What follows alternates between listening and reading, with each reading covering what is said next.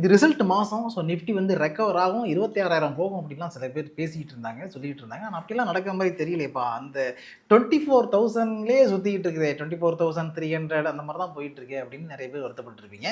சரி, அந்த வருத்தமெல்லாம் கொஞ்சம் ஒதுக்கி வச்சுட்டு, இப்போ எந்த ஸ்டாக்கை நம்ம வாங்குறதுக்கான ஆப்பர்ச்சுனிட்டி இருக்குது அப்படிங்கிறதுக்கு சில ப்ரோக்கரேஜ் ஃபார்ம் என்ன பண்ணுவாங்க, இதை நீங்கள் வாங்கிக்கலாம் அப்படின்னு ரெக்கமெண்டேஷன் கொடுப்பாங்களே, அந்த மாதிரி ஜெஃப்ரீஸ் வந்து சில ஸ்டாக்ஸ் ரெக்கமெண்டேஷன் கொடுத்துருக்காங்க. அதை இந்த வீடியோவில் நம்ம டீட்டெயிலாக பார்க்க போகிறோம். ஸோ ஃபினான்ஸ் வித்ரா பார்த்துக்கிட்டு இருக்க வருங்கால கோடீஸ்வரன் இவருக்கும் வணக்கம். இது முழுக்க முழுக்க எஜுகேஷனல் பர்பஸுக்காகவும் இன்ஃபர்மேட்டிவ் பர்பஸுக்காக மட்டும்தான். இது சஜஷனோ அட்வைஸோ கொடுக்கறதுக்கான வீடியோ இல்லை. ஏன்னா நான் ஒரு செபி ரிஜிஸ்டர்ட் அட்வைசர் கிடையாது. அதனால இப்போ மென்ஷன் பண்ண போகிற ஸ்டாக்ஸில் நீங்கள் இன்வெஸ்ட் பண்ணணும் அப்படின்னு நினச்சிங்கன்னா உங்களுக்கு நல்லா தெரிஞ்ச ஒரு செபி ரிஜிஸ்டர்ட் அட்வைசரை கன்சல்ட் பண்ணிவிட்டு நீங்களும் நல்லா ஓன் ரிசர்ச் பண்ணிட்டு அதுக்கப்புறமா இன்வெஸ்ட் பண்ணுங்கள். இதில் நான் முழுக்க முழுக்க சொல்ல போகிறது இந்த ஜெஃப்ரீஸ் ரெஃபர் பண்ணியிருக்கிற ஸ்டாக்ஸை மட்டும் நான் உங்களுக்கு சொல்ல போகிறேன். அவங்க தான் ரெஃபர் பண்ணுறாங்க, நான் ரெஃபர் பண்ணல. அதை நீங்கள் மைண்டில் வச்சுங்க, ஓகேவா? அடுத்து இன்னொரு முக்கியமான விஷயம், உங்களுக்கு இது வரைக்கும் டேர்ம் லைஃப் இன்சூரன்ஸ் இல்லை, ஹெல்த் இன்சூரன்ஸ் இல்லை அப்படின்னா டோன்ட் வரி, ஸ்க்ரீனில் தெரியுற நம்பருக்கு உங்கள் டீட்டெயிலை வாட்ஸ்அப் பண்ணுங்கள். எங்கள் டீம் அதை உங்களுக்கு சிறப்பாக செஞ்சு கொடுப்பாங்க. யாராவது உங்களை ஃபோர்ஜ் பண்ணி கோஃபோர்ஜ் கம்பெனியை வாங்க அப்படின்னு சொல்லியிருந்தாங்கன்னா கவலைப்படாதீங்க. அவங்க சொன்னது நல்லதான் நினச்சிங்கன்ற மாதிரி ஜெஃப்ரீஸு கோஃபோர்ஜுக்கு பை ரேட்டிங் கொடுத்துருக்காங்க. ஸோ கோஃபோர்ஜுக்கு கொடுத்துருக்க ரேட்டிங் என்னென்னு பார்த்தீங்கன்னா, ஏற்கனவே 1860 இவங்களுடைய டார்கெட்டாக இருந்துச்சு, கொஞ்சம் நாளைக்கு முன்னாடி கொடுத்துருந்தாங்க. இப்போ அந்த டார்கெட் ப்ரைஸை இன்க்ரீஸ் பண்ணிருக்காங்க, 2040 வரைக்கும் போகுங்க அடுத்த ஒரு வருஷத்துக்குள்ள அப்படின்ற மாதிரி டார்கெட் ப்ரைஸை இன்க்ரீஸ் பண்ணியிருக்காங்க. இதுக்கான காரணம் என்னன்னா, ஐடி சர்வீஸ் செக்டாரில் இந்த கம்பெனி ஒரு ஸ்ட்ராங்கான பொசிஷனில் இருக்கிறாங்க. புதுசாக நிறைய ஆர்டர்லாம் பிக் பண்ணியிருக்காங்க.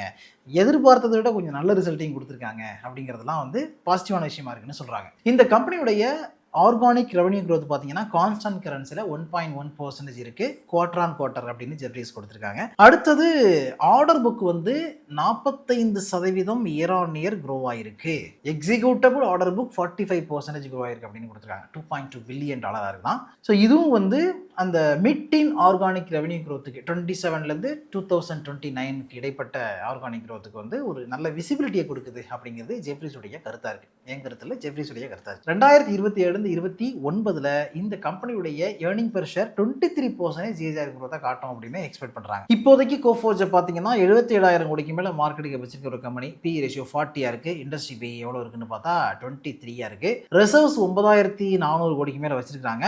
டெட் ஈக்விட்டி 0.08, ROCE 23க்கு மேலே இருக்குது, ROE 20க்கு மேலே இருக்குது, நல்லா தான் இருக்குது. 728 கோடி கடன் வச்சிருக்காங்க. ஃப்ரீ கேஷ் ஃப்ளோ 1197 கோடி இருக்குது. அதெல்லாமே ஓகே தான். 1990 ரூபா அப்படிங்கிறது 52 ஹையஸ்ட் ப்ரைஸ், லோவஸ்ட் ப்ரைஸ் 1008, இப்போ 1747 ரேஞ்சில் ட்ரேட் ஆகிட்டு இருக்கு. இவங்க சொல்கிற டார்கெட் ப்ரைஸ் 2040 ரூபா. அடுத்ததாக ஜெஃப்ரீஸ் வாங்குங்க அப்படின்னு சொல்கிற ஸ்டாக் எதுன்னு பார்த்தீங்கன்னா பாரதி ஏர்டெல். நம்ம ஏர்டெல் கம்பெனி இருக்குல்ல, அதுதான் 21% அப்சைட் ஆகிறதுக்கான சான்ஸ் இருக்குது அப்படின்னு கொடுத்துருக்காங்க. 2350 ரூபாங்கிறது டார்கெட்டாக இருக்குது. இந்த கம்பெனியுடைய ஃப்ரீ கேஷ் ஃப்ளோ இம்ப்ரூவ் ஆகுதான், அதுக்கப்புறம் வந்து மார்ஜின் இம்ப்ரூவ் ஆகுது, இது எல்லாமே ஹைலைட்டாக தெரியுது அப்படின்னு கொடுத்துருக்காங்க. அதாவது 2026 இந்த கம்பெனியுடைய ஃப்ரீ கேஷ் ஃப்ளோ 29,900 கோடி.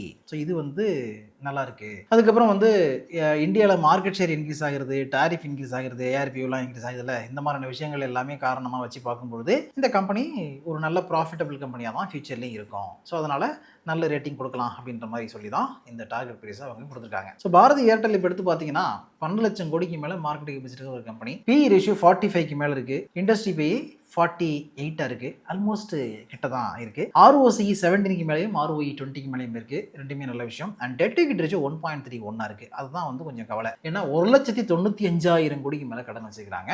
அடுத்தது 76,000 கோடிக்கு மேலே ஃப்ரீ கேஷ் ஃப்ளோ வச்சிருக்கிற ஒரு கம்பெனி. ரிசர்வ்ஸ் 1,46,000 கோடிக்கு மேலே வச்சிருக்காங்க. ஸ்டாக்குடைய ஹையஸ்ட் பிரைஸ் 52 வாரங்களில் 2,175, லோவஸ்ட் பிரைஸ் 1,740, இப்போ 1,957 ரேஞ்சில் ட்ரேட் ஆகிட்டு இருக்கு இந்த வீடியோ ரெக்கார்ட் பண்ணும்போது.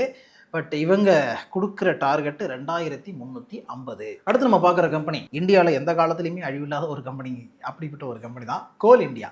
கோல் இந்தியாவுக்கு ஜெஃப்ரீஸ் என்ன சொல்கிறாங்கன்னா 500 ரூபீஸுங்கிற டார்கெட்டை ஃபிக்ஸ் பண்ணியிருக்காங்க. இது ஒரு PSU ஸ்டாக், உங்களுக்கு தெரியும். இந்தியாவில் வந்து முக்கியமான ஒரு செக்டாரில் முக்கியமான ஒரு பிளேயராக இருக்கிற கம்பெனி. ஆக்சுவலாக இந்த கம்பெனியுடைய ஜூன் ரிசல்ட்டை பார்க்கும்போது EBITDA 9% year on year decline ஆகிருக்கு. ஆனால் ஜெஃப்ரீஸ் வந்து 11% டிக்ளைன் ஆகும்னு எதிர்பார்த்துருக்காங்க. பட் 9 தான் டிக்ளைன் ஆகிருக்கு. அதனால டார்கெட் ப்ரைஸை கொஞ்சம் இன்க்ரீஸ் பண்ணியிருக்காங்க. இந்த ஜெஃப்ரீஸ் சொல்கிற ரீசன் பார்த்தீங்கன்னா, இன்டர்நேஷ்னல் தெர்மல் கோல் ப்ரைஸ் வந்து இன்க்ரீஸ் ஆகும். அதுக்கு வந்து அந்த auction realisation, profitability, supporting margin, இது எல்லாம் வந்து கமிங் டேஸ்ல இந்த ஸ்டாக்கை மேலே தூக்கி வரதுக்கு வாய்ப்பு இருக்கு அப்படின்னு சொல்றாங்க. ஜெஃப்ரிஸ் வந்து இந்த கம்பெனிக்கு ஒரு 500 ரெக்கமெண்டேஷன் கொடுக்கறதுக்கான காரணம் என்னன்னு பார்த்தீங்கன்னா, தெர்மல் கோர் பிரைஸ் வந்து இன்க்ரீஸ் ஆகும். அப்படி இன்க்ரீஸ் ஆகிறதுனால கம்பெனி பெனிஃபிட் அடையும். அதன் மூலமா ஸ்டாக் பிரைஸும் மேலே போறதுக்கு சான்ஸ் இருக்கு அப்படின்னு சொல்றாங்க. ஸோ கோல் இந்தியா எடுத்துக்கிட்டீங்கன்னா இப்போ 2,57,700 கோடிக்கு மேலே மார்க்கெட் கேபிசிட்டி இருக்கிற கம்பெனி, ஸ்டாக் பி ரேஷியோ 8 அப்படின்னு இருக்கு. 8க்குள்ள உலகம் இருக்கிற அமையான்ற மாதிரி. இண்டஸ்ட்ரி பி 21க்கு மேலே இருக்கு. 21 எங்க இருக்கு, 8 எங்க இருக்கு, எவ்வளோ கீழே நான் இருக்கிறேன் பாரு. அப்படி இருந்தாலும் 500 தான் டார்கெட் கொடுப்பியா நீ அந்த மாதிரி நீ கேட்க தோணுதில்ல. என்ன பண்றது, அவங்க கொடுத்துருக்காங்க, அவ்வளோதான். ROC 35க்கு மேலேயும் ROE 28க்கு மேலே இருக்கு. எவ்வளோ சூப்பராக இருக்குல்ல. அடுத்தது டெட் ஈக்விட்டி ரேஷியோ 0.12 இருக்கு. ஆஹா, இது எவ்வளோ ஆனந்தமா இருக்கு. டெட் வந்து 14,000 கோடிக்கு மேலே இருக்கு. ஃப்ரீ கேஷ் ஃப்ளோ 31,000 கோடிக்கு மேலே வச்சிருக்க ஒரு கம்பெனி. ரிசர்வ்ஸ் வந்து 1,12,000 கோடிக்கு மேலே வச்சிருக்காங்க. இவ்வளோ ரிசர்வ்ஸ் வச்சிருக்க கம்பெனி நிறைய டிவிடெண்ட் கொடுத்தாதான் என்ன. ஸோ 52 வர ஹையஸ்ட் பிரைஸ் 491, லோவஸ்ட் பிரைஸ் 369, இப்போ 417 வர ரேஞ்சில் ட்ரேட் ஆகிட்டு இருக்கு. 500 வரைக்கும் போகணும்னு ஜெஃப்ரி சொல்றாங்க. அடுத்து நம்ம பார்க்குற கம்பெனி வந்து AU ஸ்மால் பேங்க். இந்த AU ஸ்மால் பேங்க் இவங்க கொடுத்துருக்க டார்கெட் என்ன அப்படின்னு பார்த்தீங்கன்னா 1,270 கொடுத்துருக்காங்க. ஏற்கனவே 1,250 ரூபா கொடுத்துருந்தாங்க. இப்போ அது 1,270 மாற்றிருக்காங்க. ஸோ டோட்டலாக 22% அப்சைட் அப்படின்னு சொல்லியிருக்காங்க. அதாவது மிட் கேப் பேங்கிங் பிக் நல்லா இருக்குதான், சிட்டிங் ஹெல்த்தி லோன் க்ரோத் இருக்குது அப்படின்னு கொடுத்துருக்காங்க, ஸ்டேபிள் அசட் குவாலிட்டி இருக்குது, இதெல்லாம் இம்ப்ரூவ் ஆகுது. அப்படிலாம் இருக்கிறதுனால தான் நாங்கள் இந்த மாதிரி டார்கெட் கொடுக்குறோம் அப்படின்னு AU ஸ்மால் பேங்குக்கு பை ரேட்டிங் கொடுத்துருக்காங்க ஜெஃப்ரிஸ். அது மட்டும் இல்லாமல் ஜூன் குவார்ட்டரில் வந்து 37% year on year profit increase ஆகிருக்கு. அதுவும் நல்ல விஷயமா தெரியுது. And loan and deposit growth பார்த்தீங்கன்னா நல்லா இருக்கு. லோன் க்ரோத் வந்து 23% இருக்கு, டெபாசிட் க்ரோத் 24% இருக்கு. அதுவும் நல்லா இருக்கு. பரவாயில்லையே, நல்லா இந்த தம்பி இம்ப்ரூவ் ஆகிறான் அப்படிங்கிற மாதிரி பார்த்து இந்த டார்கெட்டை கொடுத்துருக்காங்க. அதுக்கப்புறம் ஃப்ரான்ச்சைஸ் எக்ஸ்பென்ஷனும் நல்லா போயிட்டு இருக்கு அப்படிங்கிறது ஒரு ரீசனாக இருக்கு. AU ஸ்மால் பேங்க் எடுத்துக்கிட்டீங்கன்னா இப்போ 77,000 கோடிக்கு மேலே மார்க்கெட் கேப் இருக்கு. PE ரேஷியோ 27 அந்த ரேஞ்சில் இருக்கு. மற்ற விஷயங்களை உள்ள போய் பாருங்க நீங்க. ROC 7க்கு மேலேயும் ROE 14க்கு மேலேயும் இருக்கு. ROC வந்து கம்மியாக தான் இருக்கு. ROC ஆவரேஜாக இருக்குது. டெட் ஈக்விட்டி ரேஷியோ 8.44 இருக்குது. 1,66,000 கோடிக்கு மேலே கடன் வச்சிருக்காங்க. இதுக்கு டெட் ஈக்விட்டி வந்து அதிகமாக தான் இருக்கும். ஏன்னா இவங்க வந்து பாரோ பண்ணி அதை வந்து இது பண்ணுவாங்க, ஐ மீன் லெண்டிங் பண்ணுவாங்க. அப்படிங்கிறதுனால ஜென்ரலாக இந்த பேங்க்கு, ஸ்மால் ஃபைனான்ஸ் பேங்க் இதுக்கெல்லாம் இந்த மாதிரி டெட் ஈக்விட்டி அதிகமாக தான் இருக்கும். ஏன்னா அவங்க பிஸ்னஸ் மாடலே அப்படி தான். ரிசர்வ்ஸ் 18,000 கோடிக்கு மேலே வச்சிருக்காங்க. ஃபேஸ் வேல்யூ 10 ரூபாயா இருக்குது. ஸ்பிளிட் எல்லாம் கொடுத்தாங்கன்னா 10 ஸ்டாக் கிடைக்குமா? ஓகே. ஹையஸ்ட் பிரைஸ் 52 வாரங்களில் 1,090, லோவஸ்ட் பிரைஸ் 682, இப்போ 1,031 ரூபா அப்படின்னு ட்ரேட் ஆகிட்டு இருக்கு. AU ஸ்மால் பேங்க் இவங்க கொடுத்துருக்க டார்கெட் 1,270. நெக்ஸ்ட் ஜெஃப்ரி சொல்றது கேஃபன் டெக்னாலஜிஸ். கேஃபன் டெக்னாலஜிஸ்க்கு ஏற்கனவே 1,125 டார்கெட் சொல்லியிருந்தாங்க. இப்போ அதை 1,175 50 ரூபா எக்ஸ்ட்ரா போட்டு வாங்கிக்கலாம்ப்பா அப்படின்ற மாதிரி கொடுத்துருக்காங்க. கேஃபன் டெக்னாலஜி வந்து கேபிட்டல் மார்க்கெட் சம்மந்தப்பட்ட ஒரு கம்பெனி, மியூச்சுவல் ஃபண்ட் இதெல்லாம் மெயின்டைன் பண்ணுற company. Domestic mutual fund register business வந்து ஸ்ட்ராங்காக க்ரோ ஆகிட்டு இருக்கு. உண்மைதான், நல்லா தான் க்ரோ ஆகுது. அது ஒரு ரீசன். அதுக்கப்புறம் இந்த கம்பெனியுடைய மார்ஜின் இம்ப்ரூவ் ஆகுது அப்படின்னு சொல்லியிருக்காங்க. இதெல்லாம் வச்சு பார்க்கும்பொழுது நல்ல ஒரு 20% மேலே அப்சைட் பொட்டன்ஷியல் இந்த ஸ்டாக் இருக்குது அப்படின்னு அவங்க சொல்கிறாங்க. ஆக்சுவலாக இந்த ஜூன் குவார்ட்டரில் இந்த கம்பெனியோட ப்ராஃபிட் வந்து குறைஞ்சிருக்கு. லாஸ்ட் இயர் சேம் பீரியடில் 77 வந்து இப்போ 75 குறைஞ்சிருக்கு. சீக்வென்ஷியலாக பார்த்தாலும் 81 75 குறைஞ்சிருக்கு. ஆனால் மார்க்கெட் ரிலேட்டாக இருக்க ஒரு கம்பெனி அப்படிங்கிறதுனால இந்த ஸ்டாக் வந்து நல்லா பெர்ஃபார்ம் பண்ணும் அப்படிங்கிற ஒரு எதிர்பார்ப்பு இருக்குது. கேஃபன் டெக்னாலஜி பொறுத்த வரைக்கும் இப்போ 16,000 கோடிக்கு மேலே மார்க்கெட் இருக்கு. ஸ்டாக் PE ரேஷியோ 46க்கு மேலே இருக்குது. இண்டஸ்ட்ரி பி வந்து 44 இருக்குது. ROC 29க்கு மேலேயும் ROE 21க்கு மேலேயும் இருக்குது. டெட் ஈக்விட்டி 0.03, 55 கோடி தான் கடன் வச்சிருக்காங்க.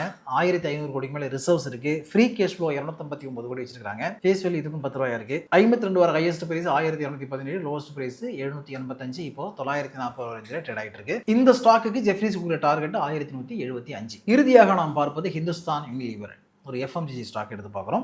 ஸோ இந்த ஸ்டாக்குக்கு ஜெஃப்ரிஸ் கொடுத்துருக்க டார்கெட் 2,850 ரூபா. பை ரேட்டிங் கொடுத்துருக்காங்க. 35% அப்சைடு போகும் அப்படின்னு. இந்த கம்பெனி ரிசல்ட் எப்படின்னு பார்த்தீங்கன்னா 17,341 கோடி ரெவன்யூ இந்த குவார்ட்டரில். இவங்களுடைய ஆப்ரேட்டிங் மார்ஜின் எபிட்டா வந்து 23% இருக்கு, அப்படியே மெயின்டைன் ஆகுது. அண்ட் ப்ராஃபிட் வந்து 2,680 கோடி, ஸ்லைட்டாக குறைஞ்சிருக்கு. ஸோ இதெல்லாம் வந்து நம்ம பார்க்கும்போது குறைஞ்சிருக்கு அப்படின்னு சொல்கிறோம்ல. ஆனால் ஜெஃப்ரிஸ் என்ன சொல்கிறாங்கன்னா வேறு மாதிரி சொல்கிறாங்க.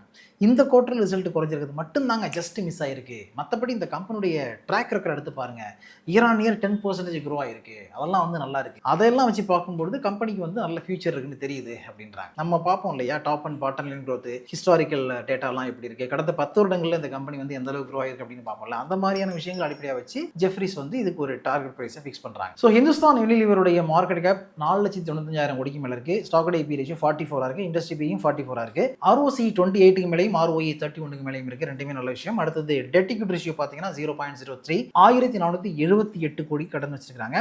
ரிசர்வ்ஸ் 48,000 504 கோடியாக இருக்குது. ஃப்ரீ கேஷ் ஃப்ளோ 9000 கோடிக்கு மேலே இருக்குது. 52 வர ஹையஸ்ட் ப்ரைஸு 2660, லோவஸ்ட் பிரைஸ் 2016, இப்போ 2108 ரேஞ்சில் ட்ரேட் ஆகிட்டு இருக்கு. இந்த ஸ்டாக்கு ஜெஃப்ரிஸ் கொடுக்குற டார்கெட் வந்து 2850. ஓகே, நல்ல டார்கெட் தான். 35% அப்சைடு போகிறதுக்கு சான்ஸ் இருக்கு அப்படின்னு சொல்றாங்க. ஓகே, இதோட இந்த வீடியோ வைண்ட் பண்ணிப்போம். இதில் நான் இவ்வளோ நேரம் சொன்னது எல்லாமே உங்களுக்கு ஜெஃப்ரிஸ் அப்படிங்கிற எல்லாருக்கும் நல்லா தெரிஞ்ச ஒரு புரோக்கரேஜ் ஃபார்ம் வந்து அவங்க அனலைஸ் பண்ணி, அவங்க டீமை வச்சு அனலைஸ் பண்ணி இந்த ஸ்டாக்கு இவருடைய டார்கெட் பிரைஸ் அப்படின்னு கொடுத்ததை நான் உங்களுக்கு ஜஸ்ட் ஷேர் பண்ணியிருக்கேன்.